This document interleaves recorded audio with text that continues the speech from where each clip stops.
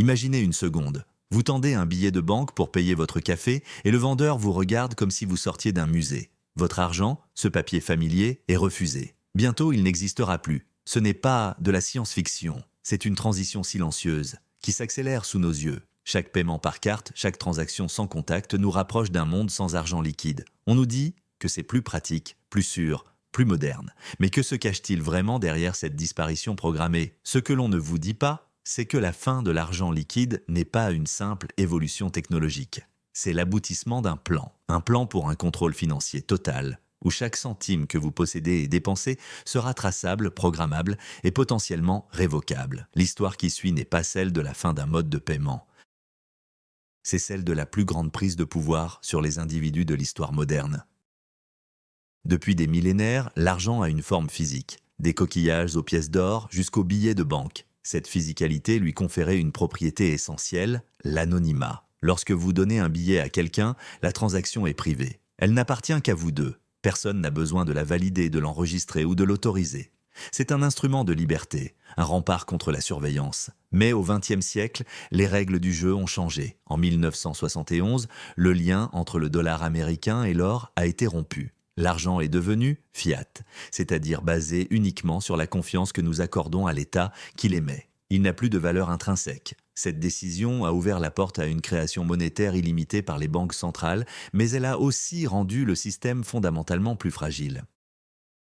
Et c'est cette fragilité qui allait servir de prétexte parfait pour lancer l'assaut final contre l'argent liquide. Tout commence véritablement en 2008. La crise financière mondiale met le système bancaire à genoux. Des institutions jugées trop grosses pour faire faillite sont sauvées par des milliers de milliards de dollars d'argent public. Pour les gouvernements et les banques centrales, le choc est brutal. Ils réalisent qu'ils ont perdu le contrôle. L'argent liquide devient alors un problème. En cas de panique bancaire, les citoyens peuvent retirer leurs économies en espèces, échappant ainsi aux pertes potentielles et provoquant l'effondrement du système. C'est le bank run. Pour les architectes du système financier, il devient impératif de fermer cette issue de secours. La guerre contre l'argent liquide n'est pas née d'une volonté de modernisation, mais d'une peur. La peur des élites financières de perdre la main face à un public qui pourrait, à tout moment, décider de retirer sa confiance et son argent. Pour nous convaincre d'abandonner nos billets et nos pièces, ils ont d'abord utilisé la séduction, le marketing de la commodité, payé d'un simple geste avec sa carte, puis avec son téléphone. C'est rapide, c'est facile, c'est propre. Des géants comme Visa, Mastercard et PayPal ont dépensé des milliards pour rendre les paiements numériques si fluides que l'argent liquide semble soudainement archaïque et encombrant. Ensuite, la crise du Covid-19 a fourni un argument inespéré, l'hygiène. On nous a expliqué que les billets étaient des niches à microbes, qu'il fallait privilégier le sans-contact pour notre sécurité. Peu importe que de multiples études scientifiques aient démontré le contraire. La peur était un moteur plus puissant que la vérité. Lentement mais sûrement, nous avons été conditionnés.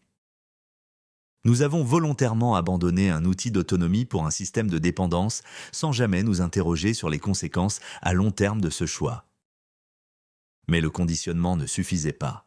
Il fallait des actions concrètes pour accélérer le processus. L'un des premiers laboratoires à grande échelle fut la Suède. Le pays scandinave, souvent présenté comme un modèle de progrès, est devenu la société la moins dépendante de l'argent liquide au monde. Les banques ont commencé par retirer les distributeurs de billets, puis de nombreuses boutiques et restaurants ont tout simplement refusé les paiements en espèces. Le gouvernement a soutenu activement cette transition, vantant les mérites d'un monde numérique plus efficace. Aujourd'hui, l'argent liquide ne représente plus qu'1% des transactions en Suède. Le pays est au bord du précipice numérique. Mais cette transition a un coût caché. Les personnes âgées, les immigrés, les plus démunis, tous ceux qui dépendent de l'argent liquide, se retrouvent exclus du système économique. La Suède est devenue un avertissement, un aperçu d'un futur où l'accès à l'économie est un privilège accordé et non un droit. Si la Suède a été le laboratoire de la transition douce, l'Inde a été celui de la thérapie de choc. En novembre 2016, le Premier ministre Narendra Modi annonce à la télévision, avec seulement 4 heures de préavis, que les billets de 500 et 1000 roupies, qui représentent 86% de la monnaie en circulation, sont démonétisés. Ils ne valent plus rien. Le chaos est total. Des millions de personnes se précipitent vers les banques pour échanger leurs anciennes coupures, formant des files d'attente interminables. L'économie informelle, qui fait vivre une grande partie de la population, est paralysée. La justification officielle était la lutte contre la corruption et le financement du terrorisme. Mais le résultat réel a été une accélération forcée de la numérisation de l'économie indienne. C'était un message clair envoyé au monde entier. Les gouvernements ont le pouvoir de rendre votre argent liquide obsolète du jour au lendemain. C'était la démonstration de force ultime. Alors que les États resserraient leur étau sur l'argent physique, une rébellion inattendue a émergé. En 2009, en plein cœur de la crise financière, un mystérieux personnage connu sous le pseudonyme de Satoshi Nakamoto a lancé le Bitcoin. C'était plus qu'une nouvelle technologie, c'était une révolution idéologique. Le Bitcoin proposait un système monétaire décentralisé qui n'était contrôlé par aucune banque, aucun gouvernement. Une monnaie numérique qui conservait les propriétés de l'argent liquide, des transactions directes, sans intermédiaire et un certain degré d'anonymat. Pour la première fois, le monopole de l'État sur la création monétaire était sérieusement menacé. Le succès fulgurant du Bitcoin et des milliers d'autres crypto-monnaies a provoqué une panique au sein des institutions financières. Elles ne pouvaient pas le contrôler ni l'interdire facilement. Il leur fallait une réponse. Une arme capable de neutraliser la menace et de récupérer le contrôle. Cette arme a un nom, la monnaie numérique de banque centrale. Qu'est-ce qu'une monnaie numérique de banque centrale, ou MNBC? C'est le cœur de notre histoire. À première vue, cela ressemble à l'argent que vous avez déjà sur votre compte en banque numérique. Mais la différence est fondamentale. L'argent sur votre compte aujourd'hui est une créance que vous avez sur une banque commerciale. C'est une promesse de la banque de vous donner de l'argent liquide si vous le demandez. Une MNBC, c'est tout autre chose. C'est de l'argent numérique émis directement par la banque centrale. Il n'y a plus d'intermédiaire. En pratique, cela signifie que vous n'auriez plus un compte chez BNP Paribas ou la Société Générale, mais directement à la Banque Centrale Européenne. Vous ne seriez plus le client d'une banque, mais le sujet monétaire direct de l'État. C'est un changement de paradigme total. Cela centralise l'ensemble du système financier entre les mains d'une seule entité, non élue, dotée d'un pouvoir absolu sur votre argent. Pour nous vendre ce système, le discours officiel est bien rodé. Le premier argument, c'est la lutte contre l'illégalité, le crime, l'évasion fiscale, le financement du terrorisme. Toutes ces activités, nous dit-on, reposent sur l'anonymat de l'argent liquide. En le supprimant, nous créerions un monde plus transparent et plus sûr.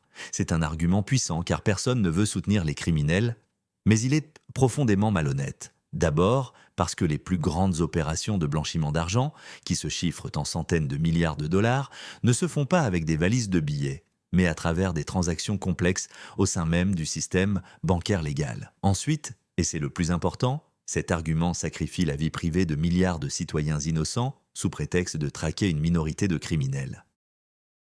C'est le principe même d'une société de surveillance, traiter tout le monde comme un suspect potentiel.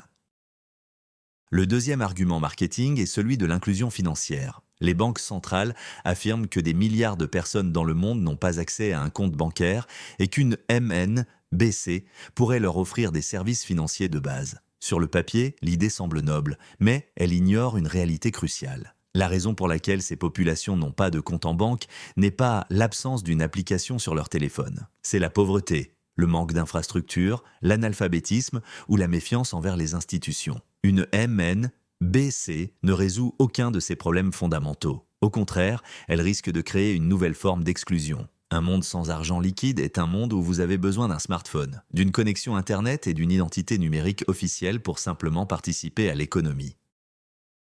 Loin de promouvoir l'inclusion, ce système risque d'ériger de nouvelles barrières, encore plus infranchissables pour les plus vulnérables.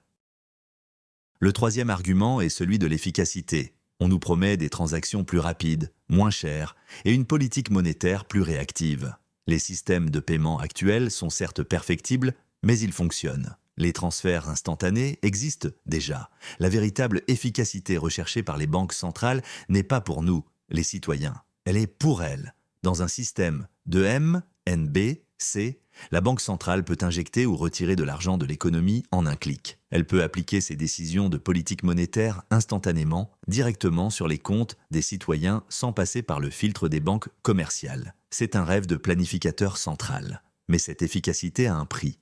La suppression de tous les contre-pouvoirs et de toutes les protections qui existent dans le système actuel. C'est la voie royale vers une gestion technocratique de l'économie où les décisions sont prises sans débat démocratique et appliquées par la force algorithmique. Qui est l'architecte de ce plan mondial. L'institution la plus puissante et la plus secrète du monde financier, la Banque des règlements internationaux, ou BRI. Située à Bâle, en Suisse, la BRI est la banque centrale des banques centrales. C'est là que les gouverneurs des 60 plus grandes banques centrales du monde se réunissent pour coordonner leur politique, à l'abri des regards du public et des médias. Et la BRI est le plus grand promoteur des MNBC. Dans ses rapports, elle ne cache pas ses intentions. Agustin Carstens, son directeur général, a déclaré publiquement lors d'une conférence « Avec une MNBC, la Banque centrale aura un contrôle absolu sur les règles et réglementations qui détermineront l'utilisation de cette expression de la monnaie de la Banque centrale et nous aurons également la technologie pour faire respecter cela. » Le mot est lâché, contrôle absolu, il ne s'agit pas d'améliorer le système. Il s'agit de le verrouiller. C'est ici que nous entrons dans le cœur du réacteur. La véritable puissance d'une MNBC ne réside pas dans sa nature numérique, mais dans sa programmabilité. L'argent programmable. Qu'est-ce que cela signifie? Cela veut dire que l'émetteur, la banque centrale, peut intégrer des règles directement dans l'argent lui-même. Des règles qui dictent comment, où, quand et sur quoi vous pouvez le dépenser. Votre argent pourrait avoir une date d'expiration pour vous forcer à le dépenser et stimuler l'économie. Certaines aides sociales pourraient être programmées pour n'être dépensables que sur de la nourriture ou des biens de première nécessité, mais pas sur de l'alcool ou du tabac. Le gouvernement pourrait décider que votre argent ne peut pas être utilisé pour acheter de l'essence au-delà d'un certain quota carbone, ou pour acheter des livres jugés subversifs.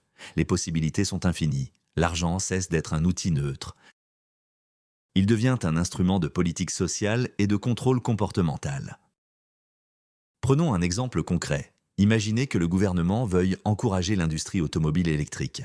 Aujourd'hui, il peut offrir des subventions, des crédits d'impôt. C'est un processus visible débattu publiquement. Avec une MNBC programmable, le mécanisme serait bien plus direct et insidieux. La Banque centrale pourrait simplement créer une nouvelle forme d'euro numérique, un dieu euro vert, distribué à certains citoyens. Cet argent ne pourrait être dépensé que pour l'achat d'un véhicule électrique ou l'installation de panneaux solaires. Si vous essayez de l'utiliser pour autre chose, la transaction sera simplement refusée. Cela peut sembler positif pour l'environnement, mais réfléchissez aux implications. Cela donne à une autorité non élue le pouvoir de choisir les gagnants et les perdants dans l'économie, de diriger les flux de capitaux selon son agenda politique et de contourner complètement le processus démocratique. C'est la fin du marché libre tel que nous le connaissons. L'autre outil de rêve pour les banquiers centraux est l'application facile des taux d'intérêt négatifs. Dans le système actuel, si une banque centrale veut imposer des taux négatifs pour forcer les gens à dépenser, elle se heurte à un obstacle majeur, l'argent liquide. Si les banques commencent à prélever de l'argent sur votre compte, votre réaction logique est de le retirer et de le garder sous votre matelas. C'est la borne zéro. Mais dans un monde sans argent liquide, cet échappatoire n'existe plus. Il n'y a nulle part où cacher votre argent. La Banque centrale pourrait alors imposer des taux négatifs de -1, -5, voire -10%. Chaque année, une partie de votre épargne serait simplement effacée de votre compte par décret. L'épargne, qui est le fondement de la sécurité financière et de l'investissement à long terme, serait activement punie. Vous seriez contraint de dépenser ou de spéculer, piégé dans un cycle de consommation perpétuelle. Au-delà du contrôle économique, il y a une conséquence encore plus profonde, la mort de la vie privée. Dans un système de MNBC, chaque transaction, aussi infime soit-elle, est enregistrée sur un grand livre centralisé, contrôlé par l'État. Qui vous payez, ce que vous achetez, où vous le faites, à quelle heure, tout est connu, tout est archivé. C'est une mine d'or d'informations pour les gouvernements, mais aussi pour les entreprises privées auxquelles ils pourraient donner accès. Votre profil financier complet, vos habitudes, vos affiliations politiques, vos croyances religieuses, tout peut être déduit de vos dépenses. Un don à une organisation non gouvernementale, un abonnement à un journal critique, l'achat d'un livre controversé. Tout laisse une trace indélébile. L'anonymat financier, qui est une composante essentielle de la liberté d'expression et d'association dans une société démocratique, serait complètement éradiqué. Nous deviendrions tous des livres ouverts. Ce n'est pas un futur hypothétique. Le prototype existe déjà et il est testé à grande échelle en Chine. Le yuan numérique, ou EC, est l'une des MNBC les plus avancées au monde. Des millions de citoyens chinois l'utilisent déjà dans plusieurs grandes villes. Et il n'est pas surprenant que ce système soit intimement lié au tristement célèbre système de crédit social chinois. Vos habitudes de dépenses peuvent affecter votre score social. Acheter trop de jeux vidéo et votre score pourrait baisser. Achetez des produits locaux promus par le parti et il pourrait augmenter. Et ce score a des conséquences bien réelles. Un score trop bas peut vous empêcher d'acheter un billet de train, d'obtenir un prêt ou même d'inscrire vos enfants dans une bonne école. La MNBC est l'outil parfait pour faire appliquer ce système de récompense et de punition. C'est le lien manquant qui permet de fusionner le pouvoir économique et le pouvoir politique en une seule force de contrôle totale. L'enjeu n'est pas seulement national, il est géopolitique. Depuis la fin de la Seconde Guerre mondiale, le dollar américain est la monnaie de réserve mondiale. C'est ce qui donne aux États-Unis un pouvoir exorbitant sur le système financier international. Ils peuvent imposer des sanctions économiques en coupant l'accès au dollar. Mais la Chine et la Russie, entre autres, cherchent activement à se défaire de cette hégémonie. Le yuan numérique est une arme stratégique dans cette bataille. Pékin imagine un monde où les transactions internationales, notamment pour le pétrole ou les matières premières, pourraient se faire en EC Kenikron, en contournant complètement le système SWIFT contrôlé par les Américains. C'est une course contre la montre. Les États-Unis et l'Europe sont désormais contraints d'accélérer leurs propres projets de dollars numériques et d'euros numériques, non seulement pour le contrôle interne, mais aussi pour ne pas perdre la guerre pour le futur de la monnaie mondiale. Nous sommes les pions dans cette nouvelle guerre froide financière.